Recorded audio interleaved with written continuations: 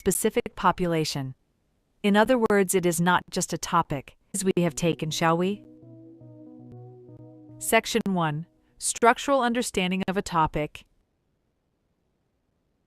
Consider the following two topics. Option A, technology and modern education. Option B, impact of daily smartphone usage on cognitive focus among undergraduate students. The stronger topic is option B, but the reasoning is what matters. Option A represents a conceptual domain. It identifies an area of interest, but not a research pathway. Option B, however, encodes a structure. It contains a measurable variable, a defined outcome, a specific population. In other words, it is not just a topic. It is the beginning of a research model. Section 2. Variable intelligence. Consider this question. How does social media usage affect academic performance among students? At first glance, this appears acceptable.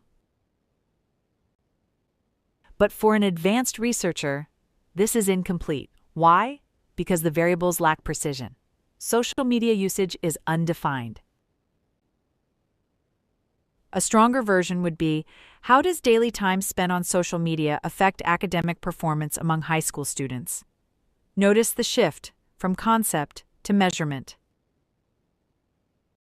Section 3. Feasibility as intellectual discipline.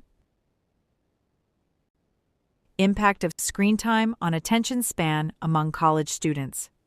This is feasible because data can be collected, variables can be defined, timeline is manageable. Feasibility is the bridge between thinking and doing.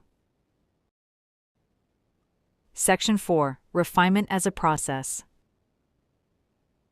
Now we test refinement. Start with this topic: mental health in students. A refined version might be impact of academic pressure on anxiety levels among undergraduate students. Notice what happened.